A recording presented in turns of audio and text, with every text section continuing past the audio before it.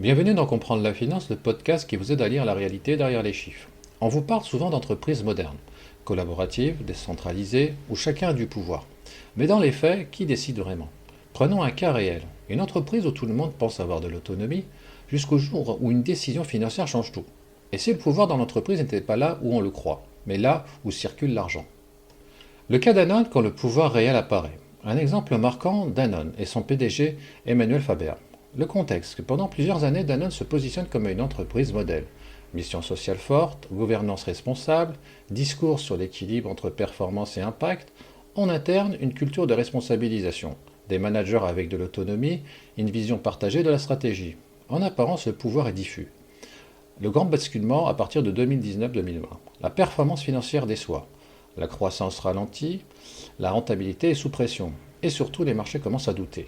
L'entrée en scène des investisseurs, des fonds activistes apparaissent, tels que Bluebell Capital Partners, Artisan Partners.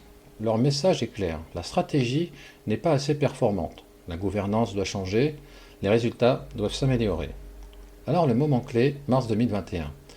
Emmanuel Faber est évincé, décision prise par le conseil d'administration sous pression des investisseurs.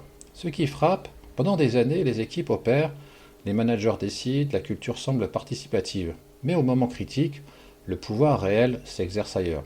En quelques semaines, la direction change. La stratégie bascule, ce que cela révèle. Le pouvoir n'était pas distribué, il était conditionnel, réversible, dépendant de la performance financière. Ce n'est pas l'organisation qui décide en dernier ressort, ce sont ceux qui contrôlent le capital. Ce cas montre une réalité simple. On ne dirige pas uniquement avec des idées, on dirige avec des contraintes financières. Et surtout, le pouvoir n'est pas dans le discours, il est dans les mécanismes. Trois révélateurs clés. Qui alloue le capital? Investissement, budget, priorité. Qui définit la performance? Croissance? Rentabilité? Court ou long terme? Qui peut dire non? Le vrai pouvoir est souvent là, dans la capacité à bloquer. Les quatre principes pour comprendre l'illusion. Premier principe, l'information structure le pouvoir. Tout le monde n'a pas accès aux mêmes données. Certaines équipes voient l'opérationnel, d'autres voient la rentabilité réelle. Celui qui voit l'ensemble influence la décision. Deuxième principe, la délégation est encadrée. On délègue, mais avec des budgets, avec des objectifs, avec des KPI. Donc, liberté d'exécution, mais pas liberté stratégique. Troisième principe, le pouvoir suit l'argent. Ce cas le montre clairement. Tant que la performance tient, l'autonomie existe. Quand la performance baisse, le pouvoir remonte. Le capital reprend le contrôle. Et quatrième principe, l'illusion est utile. Pourquoi maintenir cette illusion? Parce qu'elle permet d'engager les équipes, de responsabiliser, d'accélérer les décisions, mais sans perdre le contrôle réel. Ce n'est pas un bug, c'est un mécanisme.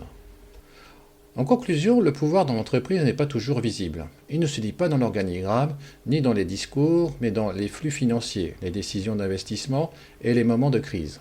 On ne supprime pas cette réalité, mais on peut la comprendre, mieux lire les signaux et éviter les illusions. Parce qu'au final, la question n'est pas qui décide en théorie, mais qui décide quand ça compte vraiment.